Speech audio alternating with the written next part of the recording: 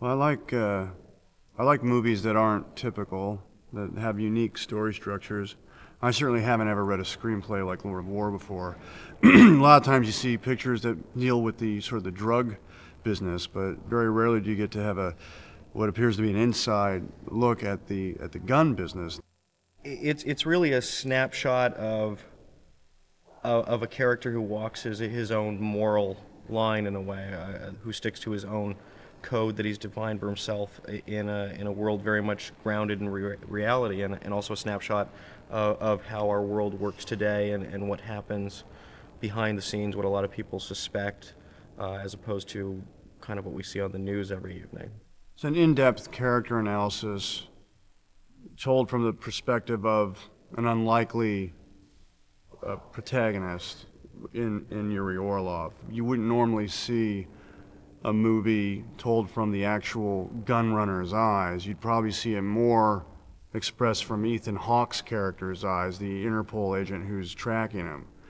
There's this cat and mouse game going on throughout the movie between Ethan and myself.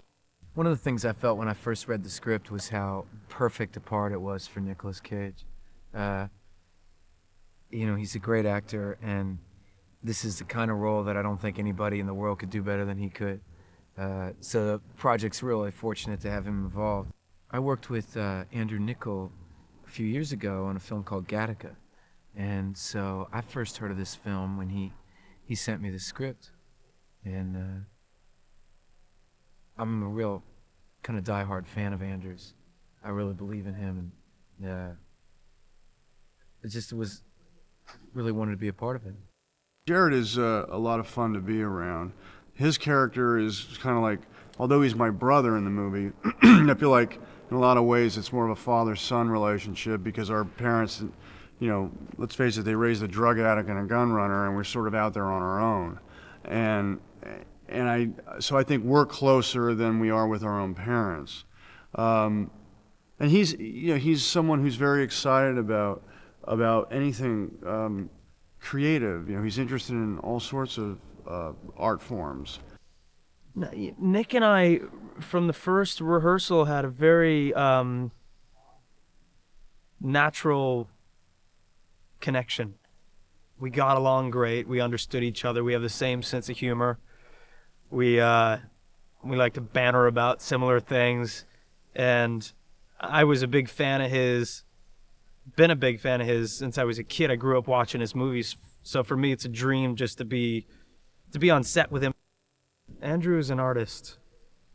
He's a really unique person. He has a really distinct voice in his writing, I think, and he's created a really interesting world that I'd never read too much about.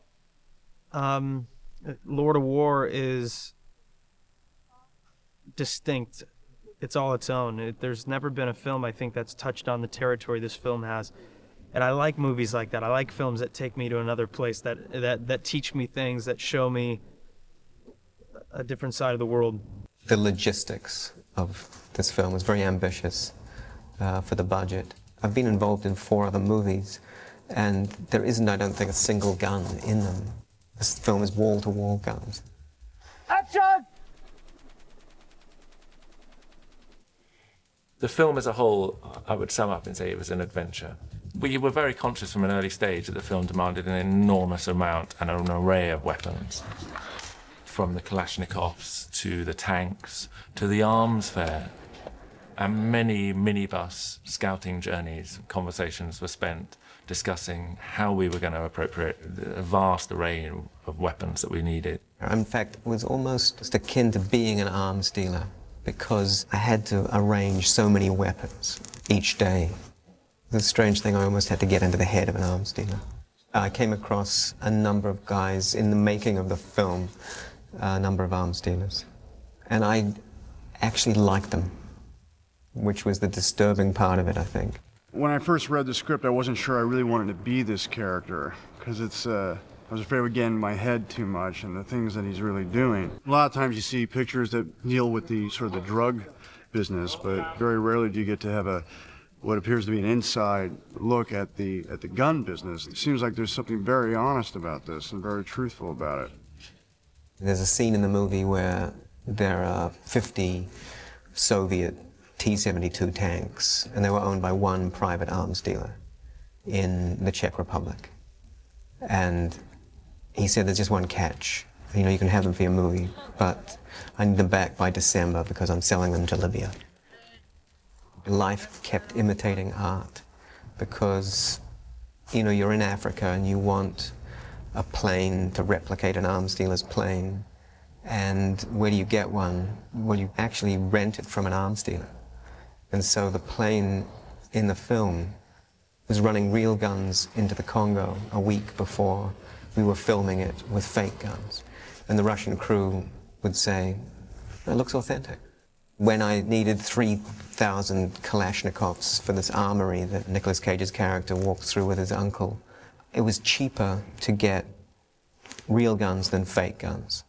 So we bought 3,000 real Kalashnikovs and then sold them back. So it was sort of an elaborate rental, but you know, we sold them back for a discount. So I wouldn't make much of an arms dealer. But the fact that I could get 3,000 Kalashnikovs so easily was sobering. There are still, I think, 1 million Kalashnikovs in Ukraine that will still end up in one war zone or another.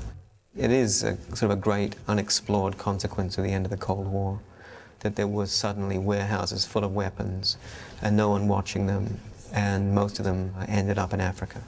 What's your name, sir? I'm Prosper. Prosper? Yes. Good name. So let me see you raise your... I was very keen from an early stage to make each country look different, the people to look different. So we sent sort of people scouts out, if you like, to go and look for extras at a very early stage. And one of my assistants built up an enormous database in South Africa, people from Namibia and predominantly South Africa, to feature in the film and its African locations. I remember going with Andrew on one of our first recce's. Andrew said to me afterwards, what an amazing feeling of joy came out of this township. I knew exactly what he meant. There was no sorrow, even though, you know, there's an enormous problem with AIDS and deprivation. But the feeling of happiness that came, and we were greeted everywhere with smiles and children. What an incredible experience to spend part of your life down in South Africa. I went on safari a couple of times and had a really incredible time during the making of this film. It was easier for me because I didn't have the workload that Nick had in this film, so I was able to take advantage of being in South Africa and really getting to know it a little bit. When I read the script, and it described an Antonov, which for the non-plane enthusiasts amongst us is a plane about the size of a jumbo jet, only with 4 propellers, which makes it more lethal. The script read that we had to land it on 1,000 people on a road, on a dirt track. And they scatter and it comes to a halt millimetres from a little baby sitting on the track. My first port of call was the Civil Aviation Authority in South Africa, just to find out whether we could even do this. I suspected we probably wouldn't be able to do it with real people, and indeed we were right, and the producers suspected the same, and we had to shoot most of the sequence using plates. However, we still had to fly a plane over people, or to look like it was flying over people, and we still had to fly a plane onto a dirt road, which in itself is a sort of health and safety nightmare. The course of action we took in the end was we got hold of an air base right bang in the middle of South Africa called Robertson, wine country, and we covered it with dirt.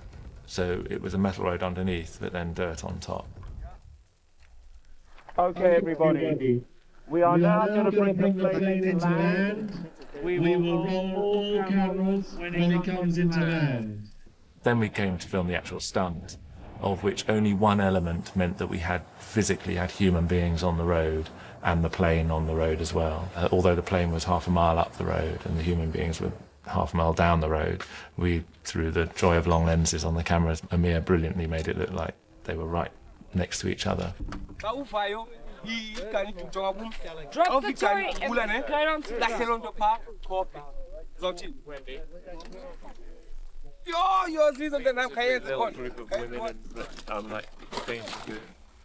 all our extras, sort of 500 of them, they all spoke a range of probably 12 different languages. So it's not just a case of getting one translator in, although we had an amazing guy called Sandile he knew about 6 of the languages. So he covered most of it. Quite fantastic. It's very good. You can move the camera a little closer. No, I didn't get the camera closer. Look where he went. He's in the grass. No, I'm kidding. Can we see that one? Well, it's always hard when you're shooting out in the middle of nowhere and, you know, you've got X amount of time before the sun goes down and 200 extras and a giant 1960s Russian plane supposed to land in the middle of a shot and 4-page dialogue scene while that's going on. For some reason that can rattle the nervous system. I'll probably take that to my grave, remembering that. It's fun. There was a South African capon vulture, I think it was called, on the set that day.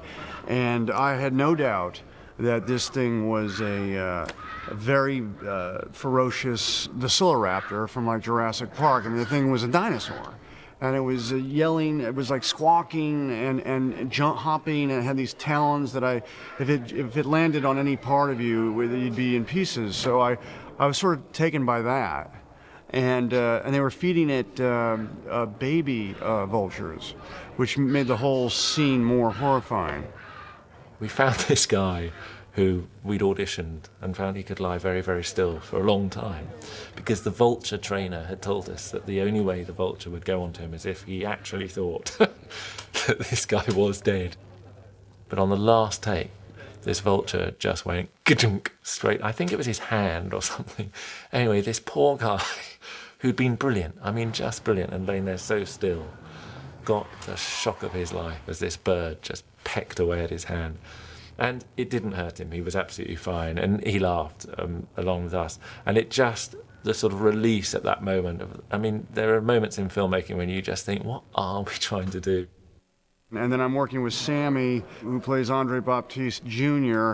He's firing his gold-plated Kalashnikov out of the car, going, yeah!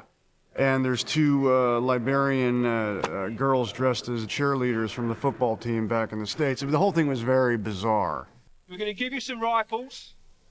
These rifles are real rifles. They're not fakes. Please, when you're got these rifles, look after them. Don't put them down in the sand and get grit in them.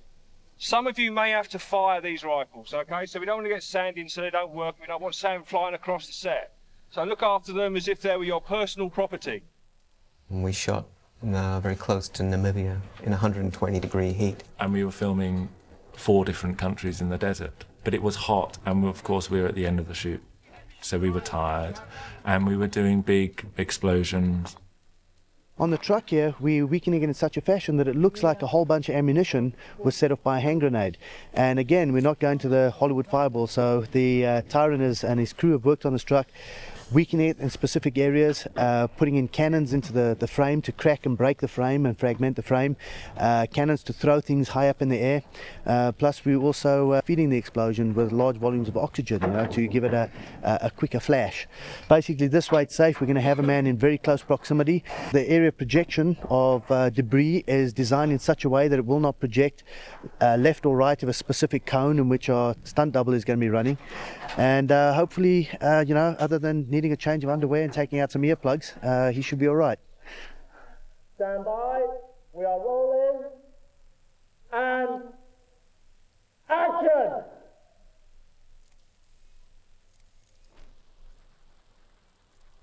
It was tough, and we were working fairly substantial hours at that point. Normally you shoot a 5-day week or a 6-day week, and we shot a 7-day week. In the desert is fairly arduous for 120 cast and crew. It pushed us to the limit.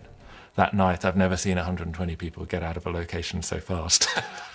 I had a United Nations crew. I guess my right and left hand are Amir and Jean-Vincent. The director interested in graphic, in architecture, in space, in frame, so it's much better for me because I have a good partner and I can propose a lot of ideas and can choose and he can push me and he has a very precise look. He had to come up with a stylized approach. We had to be quite resourceful, to make South Africa look like West Africa. We had to use sort of cheap tricks, really. We didn't have a huge budget, so we would just lay out 10,000 bricks, because bricks are cheap, and dress a woman in garb from North Africa. It was also a good juxtaposition because Yuri would walk past in his business suit and he'd be selling the most high-tech weaponry.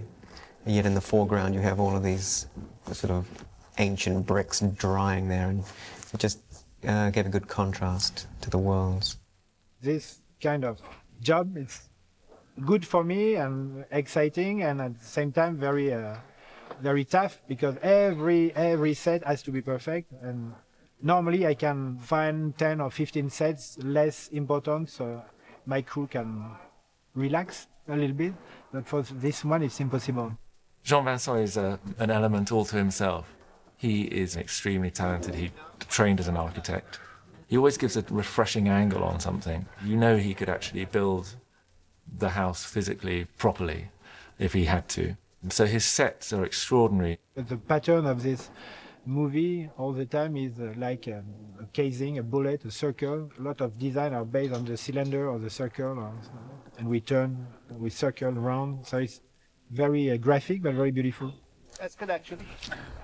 Amir's brilliant at moving the camera. Because Yuri Orlov, the character Nicolas Cage plays, is such a nomad, international arms dealer, I felt that as he was traveling, the camera should also be traveling. And Amir did that brilliantly. Amir is so determined in what he wants to do and brilliant at what he does that it does almost make it effortless. He just knows exactly where he wants his camera. Him and Jean Vincent had tapped into how Andrew wanted the film to look more than anyone else. Is that good? Like that? I don't like that angle on him. I think. Well, you can change the angle. I think maybe we're here. Where do you want it? Well, it's going to be like this. With the legs going down. The set that Andrew kind of builds up has got so much trust on it and so much freedom on it.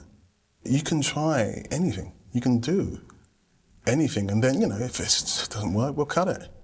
But if you have the courage to go for something that's unusual or a little strange, go for it. And why not? That's what I liked about working with that man. Yeah, I like it more. I like actually the strange contrast with religion. His eye for detail is quite exceptional. For example, every prop that was used in the film, it was handpicked by him, down to every little hand prop, up to every tank, was literally picked by him. I want these guys over here. He has a very precise look. He loves symmetry. He likes to be very, very clean, very polished. Everything is perfect. The frame, his design has to be very elegant and very precise. His movies have a real opinion and a real approach that's unique to him. I think that's one of the reasons why I really like working with him. It's very rare that you find somebody that really has their own voice, and Andrew really has that. I don't think it's a political film because it's the truth. I mean, if the truth is political, then it's political. At the end of the movie, you just don't want to have anything to do with this world. You're even wondering why it has to exist today. Unfortunately, this is the reality. I'm glad that this film has been done by Andrew, because now we can talk about it, and now we can even start to make decisions about that type of stuff that our governments do without us thinking. Theatre, in my opinion, as an actor, is one of those things that a storyteller does, is you help society move itself forward, or at least, which this film does, question itself. It's not like any other movie you've seen. That I know. That's what I feel very confident about, having finished the movie, is that I know it will be unique. And the way that Traffic kind of showed us the underbelly of the drug trade, this film gets into that same arena, but with guns. He always obviously has a larger point he's trying to make with his movies, whether he's writing and directing. But this one, more so than Gattaca or The Truman Show, his point is very much grounded in today's world and exactly how the world operates. It's not like a typical Andrew Niccol script that ventures or borders on science fiction. It's more grounded, more linear story structure with Andrew's unique lens on it, if you will. I think it should be a good counterpoint. Some people say, well, this is a left-wing film. The truth is, the US, for instance, is by far and away the biggest arms supplier in the world. But that's the same if Bush is president or Clinton is president. So it doesn't really have any party affiliation, this business. It's just business.